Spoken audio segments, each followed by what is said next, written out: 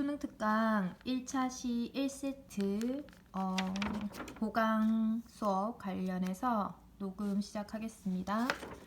먼저 한자 성어가 나와 있는데 한자 성어 같은 경우에는 테스트를 못하니까 쌤이 표시해 놓은 부분 있죠. 요게 이제 테스트를 하려고 했던 부분이거든.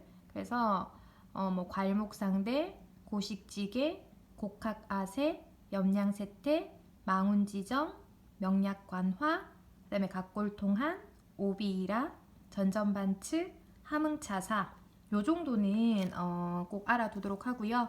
자, 그 다음에 1세트에서는 이제 화법 작문이 나오는데 얘가 교과서 개념이다 보니까 넘어가 보면 알겠지만 서술형으로 되어 있거든요. 그래서 뭐 원론적인 내용들이 나오는데 원론적인 내용들도 내신하고 가끔 연관되는 경우가 있어가지고 집어넣어놨는데 판단하에 풀면 되겠지만 그래도 뭐 답지에 있는 거를 한번 옮겨서 그래도 이해해 보는 것도 괜찮을 것 같습니다.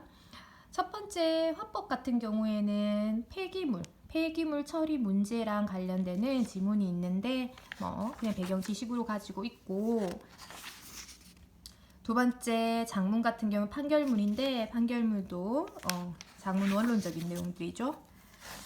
자, 그리고 세 번째가 이제 화법 지문인데 알루미늄하고 관련된 게 나와 있잖아요. 요거는 우선 문제 유형 보면 알겠지만 요 1번 문제 같은 경우 OX 문제지만 이게 결국은 오지선다로 나올 수 있는 거기 때문에 요런 문제들은 이제 꼼꼼하게 좀 풀어봐야 됩니다. 그리고 요 지문 자체는 배경 지식을 좀 가지고 있으면 좋은 게 요게 작년 수특 독서에 요 알루미늄 이제 산화 알루미늄에서 알루미늄을 이렇게 뽑아내는 방법 요거에 대해 가지고 이제 지문이 나온 적이 있기 때문에 배경 지식으로 알아두도록 하십시오. 자, 그리고 토론이 나와 있는데 이제 게임 사용 장애를 질병으로 인정해야 된다고 관련해서 찬성 반대 신문식 토론이 나와 있는데 요것도 뭐 문제 자체가 그게 어렵지 않았습니다. 그 다음에 협상, 인터넷 속도를 높여달라고 하는 협상이 있었고, 그래서 여기까지는 혼자서 충분히 답지 보고도 이해할 수 있을 거고, 자, 그다음 문법은 1차 시에는 쌤이 이제 의문하고 단어를 넣어놨는데 의문 같은 경우에 1번 문제 같은 경우에는 나머지는 그냥 각자 다 그냥 답지 보면서 이해할 수 있을 거고, 미음에 보면 최소 대립상이 있거든요. 자, 이 최소 대립상하고 관련되는 개념은 조금은 알고 있어야 됩니다. 최소 대립상은 의미를 변별하게 하는 의문을 가진 단어들의 쌍이야. 근데 이때 의문이라고 하는 거는 자음 모음만 얘기하는 게 아니잖아. 뭐 EBS는 반모음도 얘기하고 있고, 그리고 주의를 해야 될 게 소리의 길이, 장단이죠. 그래서 여기 나와 있는 눈이라고 하는 단어는 자음과 모음은 똑같은데 결국은 이 소리의 길이에 따라서 의미가 변별되는 단어의 쌍이기 때문에 이렇게 문제로 나와 있는 거죠. 그래서 요거 최소 대립상 요거를 주의하고, 자, 그리고 2번 문제는 매번 나오던 거죠. 음운 변동, 교체, 탈락, 첨가, 축약 해가지고 큰 단위로 분석하라고 나왔는데 이걸 큰 단위로만 분석하지 말고 이제 쌤이 필기해 놓은 것처럼 기역 같은 경우에는 유음하니까 교체고 니은은 비음하니까 교체고 이런 식으로 좀 더 구체적으로 알도록 노력하고요. 그리고 주의를 좀 해야 될 게 리을 같은 경우에 피어 있죠. 피어는 표준 발음이 그러니까 어가 단모음이야. 근데 반모음 이가 첨가된 여도 표준 발음으로 인정하죠. 그래서 반모음 이 첨과 관련된 예문으로 나온 것 같은데, 근데 이때 표준 발음으로 인정하는 게 피어랑 대어랑 이오랑 아니오랑 우선 공식적으로 이제 올라가 있으니까 이 정도는 외워두고, 이거 아닌 단어에서도 반모음 이 첨가는 나올 수 있다라고 생각해야 됩니다.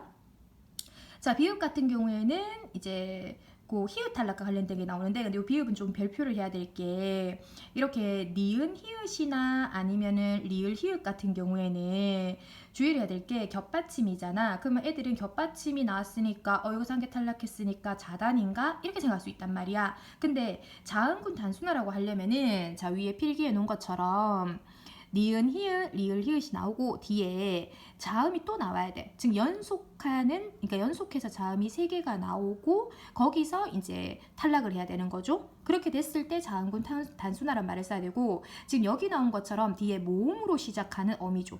모음으로 시작하는 어미 은이 왔잖아. 그러면 이때는 연음을 하면 안 됩니다. 원래 이 모음으로 시작하는 어미 오면 연음해야 되잖아. 근데 히읗 탈락은 연음의 예외거든요.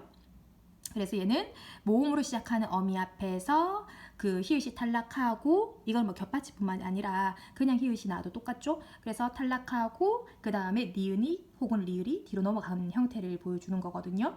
그래서 겹받침이 나왔다고 해가지고 무조건 자단이 아니고, 자단은 연속해서 자음이 3개가 나와서 그때 이제 자음 하나가, 겹받침 중에 자음 하나가 탈락하는 거고, 모음으로 시작하는 어미 앞에서 이제 그 겹받침 니은 히읗이나 리을 히읗에서 히읗이 탈락하는 경우는 히읗 탈락. 그리고 한 가지 더 알아둬야 될 거는, 뒤에 만약에 뭐 기역과 같이 이런 예사소리가 와서 예사소리가 와서 얘가 히읗하고 기역이 합쳐져서 피역이 되는 거죠. 그래서 축약이 될 수 있는 상황이 있으면 거센 소리 대기도 일어날 수 있는 거예요. 그래서 겹받침 중에 니은, 히읗, 리을, 히읗은 자단이 될 수도 있고 히읗 탈락이 될 수도 있고 거대가 될 수도 있다라고 3가지 경우를 다 고려하세요. 근데 요거는 작년에도 계속 강조했던 거거든요.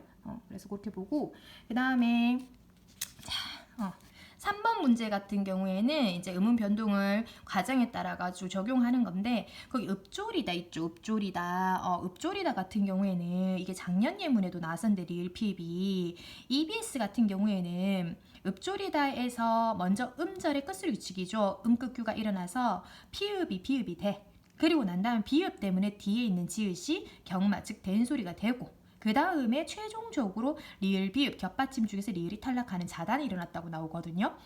근데 학교에서는 이렇게 안 가르치고, 리을, 비읍이 있으면 먼저 리을이 탈락하는 자단이 일어나고, 피읍은 발음될 수 없으니까 음끝규가 되고, 그 다음에 된대가 된다고 가르치는 경우도 있어요. 근데 뭐 이건 논란이 될 수가 있단 말이야. 논란이 될 수 있으니까 공식적인 시험에서는 순서를 뭐 정확하게 보여주든지, 아니면은 순서를 보여주지 않는다면은 그냥 리을, 피읍은 음끝규랑 자단이 둘 다 일어나는 그런 받침이라고 나올 거예요. 그래서 상황이 이제 주어지는 거에 따라 답을 찾아야 되는데, 근데 우선 꼭 기억해야 될 거는 유일하게 받침 중에서 음끝규와 자단 2개 다 일어나는 받침이라고 생각해야 되고, 그 다음에 묻히다는 뭐 넘어가고요. 그 다음에 반니랑 있죠. 반니랑 같은 경우에는 얘 같은 경우에 뒤에 모음이 왔다고 해서 연음시키면 안 되죠. 요것도 연음시키면 안 되고, 왜냐면 뒤에 있는 이랑이 실질형태소, 명사잖아. 실질형태소란 말이야. 그러면은 얘는 먼저 음절의 끝소리 규칙부터 일어나야 되죠. 그래서 티읕이 디귿이 되고, 그 다음에 합성어인데 앞말이 뭐 받침 자음이고 뒤가 이니까 니은 첨가하고, 그리고 그때 또 뒤에 오는 게 니은이 왔으니까 얘가 비음화가 일어나서 최종적으로 반니랑이 되는 거예요. 그래서 실질 형태소기 때문에 연음을 시키는 게 아니고 먼저 음끝규를 적용했다. 근데 또 밑에 보면 쌤이 예문 한 개 더 적어놨잖아. 똑같이 맞춤법은 밭이랑 적었지만, 이게 밭이랑 논이랑 할 때처럼 이랑이 접속조사, 즉 형식 형태소인 거야. 그러면은 이때도 연음 아닙니다. 요것도 연음의 예외잖아. 그러니까 티읕이 이 모음을 만나서 결국은 치읓 때는 구개음이 일어났다고 해야 되는 거잖아. 그래서 요 예문은 주의를 좀 해야 됩니다. 내신에도 자주 나오고, 그 다음에 EBS 이렇게 문제에서도 자주 나오는 예문이니까 여기 있는 이제 읍조리다, 그다음 반니라 이런 거는 따로 조금 필기를 더 해가지고 이해를 해두세요. 자, 그리고 뒤에 단어가 있는데, 단어 같은 경우에는 뭐 품사랑 관련된 게 나오는데 뭐 크게 어려운 거 없죠.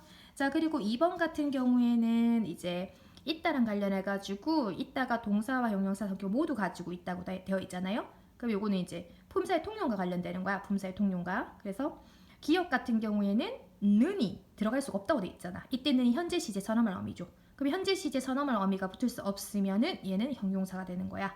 그리고 니은 같은 경우 어라가 붙었잖아요. 이때 어라는 명령형 어미죠. 그럼 명령형 어미가 된다는 거는 얘는 동사, 명령 청유가 되는 건 동사잖아. 그리고 디귿은 고자, 의도나 욕망을 드러내죠. 그럼 어떤 의도나 욕망, 목적 이런 걸 드러내면 또 뭐가 되는 거야? 동사라고 볼 수 있는 거잖아. 근데 이때 주의를 해야 될 게 아라어라 있죠. 아라어라는 동사 뒤에서는 이제 문법적으로 명령형 어미가 올 수 있고 형용사는 안 되죠.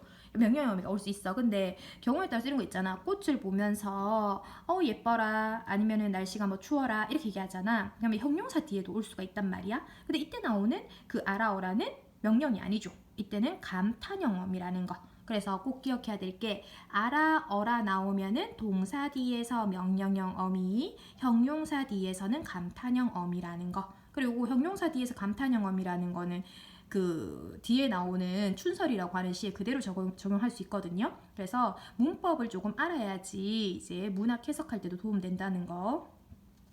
자, 그리고 3번 문제는요, 뭐 답지 보고 이해하십시오. 이해하는데, 근데 EBS 답을 수정해야 될 게, EBS가 전미사 답이라고 적어놨는데, 지금은 사전에서 답 따로 나옵니다. 표준국어 대사전에서. 그래서, 공식적인 시험에서는 표준국어 대사전을 기준으로 하기 때문에 답다라고 외워둬야 된다는 거. 자, 그리고 밑에 다이어 동음이어 뭐 다 중요하죠. 다 중요한데 다이어랑 동음이어 같은 경우에는 최근에 기출도 됐고 그리고 요거 정도는 충분히 이해할 수 있을 것 같아요, 혼자. 자, 그리고 뒤에 로마자 표기법이 있는데 로마자 표기법과 관련되는 중요한 그런 팁들을 5가지로 정리해놨는데 뭐 예를 들어 파열음의 예사소리는 모음 앞에서 어떻게 적고 자음이나 어말 앞에서 어떻게 적는다. 된소리 표기, 그러니까 원래 글자 자체 뭐 예를 들어가지고 껌 혹은 떡 혹은 뭐 이렇게 뭐 떡볶이 할 때 뽀 이런 것들 있잖아요. 아니다, 떡볶이는 아니다. 맞춤표 틀렸네. 그러면 빵 이런 거 있잖아. 그러면은 얘들 같은 경우에는 원래 표기 자체에 된소리가 있단 말이야. 그럼 이때는 이거를 어떻게 적는 건데, 근데 주의를 해야 될 건 원래 맞춤법상 된소리가 있는 거는 된소리를 표시해 주라는 게 맞아. 근데 발음상 된소리 대기 있죠. 발음상 된소리 대기는 주의해야 될 게 절대로 표기에 반영하면 안 됩니다. 요거 자체만 외워도 문제 풀 수 있는 경우 있거든요. 예문을 몰라도. 그래서 요거 정도는 기억을 꼭 해두고 그 축약 같은 경우 축약 그 거센 소리 대기죠. 거센 소리 대기 같은 경우는 원래 원칙적으로는 표기에 반영을 합니다. 그러니까 된소리 대기는 표기에 반영하지 않는다 했지만 그걸 제외한 대부분의 음운 변동은 표기에 반영해야 되거든. 근데 주의를 해야 될 게 또 마지막에 체언 있죠. 체언에서는 거센 소리 대기를 반영하면 안 돼. 그래서 밑에 석학 있잖아. 석학 같은 경우에는 얘가 명사인데 그 체언이죠. 체언인데 얘를 이렇게 발음했을 때 거센 소리가 됐단 말이야. 그렇다고 해가지고 이거를 키역으로만 적으면 안 되는 거죠. 요거를 정확히 기역, 키읔을 구별해가지고 적어야 되는 거야. 그래서 로마자 표기법은 보기로 제시돼 단서들이. 하지만 그걸 읽고 풀기엔 너무 문제가 이제 시간 아깝잖아. 그러니까 되도록이면은 요거를 조금 외울 수 있으면 외워두세요. 자, 그리고 이제 1세트에서 마지막은 항상 선생님 독서 지문 한 개 넣잖아. 이번에 예술 지문에 예술 작품 해석에 대한 얘기가 나와 있는데 쌤 책이라 가지고 그래가지고 좀 쌤이 이제 평소에 읽는 것들을 조금 진하게 표시해놨는데요. 그걸 좀 같이 정리를 조금 하자면 항상 독서 공부는 문제 푸는 것도 중요해. 근데 걔를 내 머릿속에 넣어가지고 배경 지식으로 가지고 있는 연습을 자꾸 해야 되는 거죠. 그래야지 점점 난이도 있는 글들을 그 머릿속에 있는 배경 지식 적용시켜가지고 해석할 수 있는 거거든. 그래서 나올 때마다 되도록이면은 머리에 집어넣으려고 노력하세요. 첫 번째 문단에 보면은 예술 작품을 해석하는 목적은 작품의 의미를 발견하는 데 있다라고 얘기해주고 있어. 그리고 뭐 어쩌고 저쩌고 해가지고 여러 가지 뭐 이렇게 의미를 이제 해석하려고 하는 견해가 있다는 얘기를 해주거든요. 그래서 이처럼 예술 작품의 의미를 어떻게 보는지에 따라 가지고 예술 해석 방법이 다양하다는 얘기를 해주고 있거든요. 그러면서 두 번째 문단에서는 일원론, 이건 고정적이라는 얘기고, 세 번째 문단에서 다원론, 다양하다는 얘기고, 네 번째 문단에서 회의론이 나와 있죠. 회의론은 무수하다는 얘기거든. 그래서 뭐 대표적인 학자가 어떤 얘기를 했고 이런 식으로, 그리고 예를 들어가지고 또 설명해 주거든요. 그래서 두 번째 문단도 보면 핵심을 중심으로 보면 이론론은 고정된 거예요. 의미가 하나로 고정된 건데, 이때 대표적인 학자가 비어질리란 말이야. 그럼 비어질리는 이때 의미라고 하는 거는 내재된 의미라고 보는 거지. 그래서 이런 내재된 의미를 이제 이해하는 것이 해석이라고 생각하는 거야.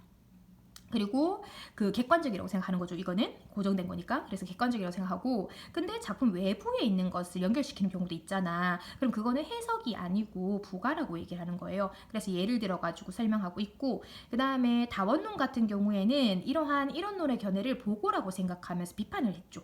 이건 단순한 보고다 하고 비판을 하고는 이제 그 의미는 다양하다고 생각하면서 그 의미를 상대적으로 또 이렇게 그 수용할 수 있다는 얘기까지 해줘. 그리고 대표적인 학자는 스테커라고 나와 있죠. 스테커고. 그래서 다양성, 그 다음에 상대성 이런 것들을 인정하는 그런 이론이라 생각하면 되고요. 그 다음에 회의론 같은 경우에는요. 얘는 무수하다고 했잖아. 그러니까 다양한 수준을 넘어서서 무수한 건데 얘는 해석이라고 하는 게 불확정적이고 미결정적이라고 생각한단 말이야. 그래서 뭐 거기 나온 것처럼 뭐 규제나 틀 이런 거 존재할 수 없다는 얘기를 해주고 있죠. 그리고 해석자는 능동적인 거야. 수동적이면 안 되는 거죠. 능동적인 거고 창의적이고 공동 창조자의 지위를 가지고 있다고 생각하는 거죠. 그래서 대표적인 사람이 이제 그 누구 바르트죠. 바르트인데 얘 같은 경우에는 이제 텍스트 속의 언어가 이제 다의적으로 이제 변화한다고 판단했다는 얘기를 해주고 있죠. 그러니까 그래서 그 텍스트가 이제 글이잖아요. 글 속에 있는 언어가 다의적으로 변할 수 있다고 보는 거예요. 그래서 독자가 제한적인 게 아니지. 제한적인 게 아니고 끝없이죠. 끝없이 이제 그 의미를 생산할 수 있다고 보는 거야. 그러니까 의미를 생산하는 게 생산자만 그 작가만 이 의미를 생산하는 게 아니고 독자가 의미를 이제 생산해낸다. 그러면서 뭐 다의적이고 가변적인 의미를 구성하는 그런 생산자로 본다라고 다시 한번 얘기해주고 있죠. 그래서 글의 구조 자체는 크게 뭐 이렇게 복잡하거나 그렇지 않습니다. 그리고 문제 유형도 1번은 내용 일치 문제 수준이고. 그 다음에 2번 같은 경우에는 문제 자체는 크게 어려운 게 없어요. OX 문제이기 때문에. 근데 거기 보기로 제시되어 있는 작품이 엄청 유명한 작가의 작품이잖아. 그래서 이 작품은 조금 공부를 해두십시오. 자, 윤동주의 간이라고 나와 있잖아. 윤동주. 일제강점기 지식인인데 근데 자아성찰을 하던 분이잖아요. 그리고 요 간이라고 하는 작품은 쌤이 개인적으로 되게 좋아하는 작품이거든요. 그래서 이왕이면 좀 열심히 공부를 좀 하십시오. 자, 시 내용에 대한 해석은 밑에 가나다로 다 되어 있어. 그래서 가나다를 한번 읽어보는 것도 좋은데 근데 쌤은 이제 본문을 읽어 나가면서 한번 정리를 해줄게요. 요게 간이잖아 제목이. 이때 간은 신체 일부 그 간을 얘기하는 거거든. 근데 요 간과 관련된 배경 지식이 있어야 돼. 옆에 보면은 쌤 필기한데 여기 이 작품은 그 우리나라 고전 소설인 별주부전 그리고 저기 서양의 프로메테우스 신화 있잖아요. 그 신화가 공통적으로 둘 다 간이 나오거든. 그래서 거기 나오는 소재들을 적절히 이용을 해가지고 자신의 그런 의지, 그러니까 이 그 자신의 그 존엄성, 양심을 지키려고 하는 그런 의지를 밝히고 있는 작품이라고 생각하면 되거든요. 바닷가 햇빛 바른 바위에 그럼 햇빛은 우선 여기서 동그라미 이미지입니다. 습한 간을 펴서 말리우자라고 되어 있죠. 여기서 간이 나왔는데 간은 소중한 대상. 뭐 상징적 의미로 보자면 뭐 존엄성, 양심 이렇게 될 수 있겠죠. 근데 이게 그 햇빛에 말리자고 하는 거 보면은 습한 상태는 좋은 게 아니거든. 그래서 습하다는 건 세모야. 그리고 말리우자 할 때 자가 청유형 어미잖아요. 그래서 그 청유형 어미는 이제 그 하자의 그런 의지를 강조하기 위해서 사용한 표현이라 생각하면 되고요. 코카소스 이건 프로메테우스랑 관련되죠. 토끼, 별주부랑 관련되잖아. 근데 뭐뭐처럼 해서 직유법도 사용되고 있네. 둘러리를 빙빙 음성 상징어죠. 간을 지키자라고 되어 있잖아. 또 정령 사용되고 있잖아. 그리고 이때 토끼 같은 경우에는 화자 자신을 비유하고 있는 그런 그 대상이라고 생각하면 되는데 근데 이제 간을 지켜야 되는데 그지? 간을 지켜야 되고 그 다음에 독수리야 하고 나인데 이때 독수리 이것도 그 프로메테우스랑 관련되잖아. 프로메테우스가 인류를 위해서 이제 신들의 불을 그 훔쳐가지고 인류한테 줬잖아. 그래서 얘가 벌 받을 때 간을 계속 독수리한테 이렇게 이게 쪼이게 되죠. 그때 그 독수리인데 이 독수리 할 때 이 독수리는 청자가 설정됐고 그 다음에 뜯어 먹어라 할 때 먹어라 명령형이잖아. 그럼 이렇게 청자 설정의 명령형이면 말을 건네놓던 거 알고 있죠? 그리고 시름 없이라고 했으니까 요거 도치도 되고 있네요. 그럼 얘는 지금 간을 뜯어먹으래 자기 간을. 그럼 이거는 아픈 거잖아. 그 희생이죠. 희생을 감수하는 거야. 그러면서 너는 살찌고 나는 야이겠다. 그러니까 희생 뒤에는 힘든 상황이 올 수 있잖아요. 그래서 그래 야이겠다고 했는데 근데 그런 상황에서도 그러나 거북이야. 자 이것도 주의해야 될 게 그 보통 그 별주부전에서는 토끼가 조금은 영악하고 조금은 깨를 부리니까 약간 이렇게 그 약간 이렇게 동그라미보다는 그 세모에 더 가깝죠. 그리고 또 거북이는 오히려 충성스럽고 착한 애로 조금 더 그려지는데 여기서 반대로 되어 있어. 그래서 또 거북이하고 청자 설정하면서 다시는 용궁의 유혹, 이때 유혹이라고 하는 거는 이제 거기 안 떨어진다 그랬으니까 좋은 걸로 해석하면 안 되겠죠. 이때 용궁의 유혹이라고 하는 거는 이제 불의한 현실과 타협했던 삶을 얘기하는 거야. 그러니까 얘가 살았던 일제강점기 시대에 그런 삶에 타협했던 걸 얘기하겠죠. 근데 거기에 이제 안 떨어진다 하고서는 단정적으로 이제 얘기를 하고 있는 거야. 그리고 프로메테우스, 불쌍한 프로메테우스 하고 나왔는데 계속 반복해서 프로메테우스를 얘기하는데 이때 그 프로메테우스는 화자 자신이라 볼 수 있는데 이때 불쌍하다고 한 건 자기 연민이라 볼 수 있겠죠. 그러면서 이제 이타적인 삶을 이제 위해 가지고 그러니까 불도덕한 죄가 이타적인 거잖아. 그거를 이제 했던 거에 대해 가지고 얘기를 하면서 프로메테우스를 반복적으로 얘기하면서 이제 프로메테우스적인 삶을 살고 싶은 그런 화자의 의지를 보여주고 있다라고 생각하면 됩니다. 자, 그리고 해석은 한번 밑에 거 꼭 정동하도록 하세요.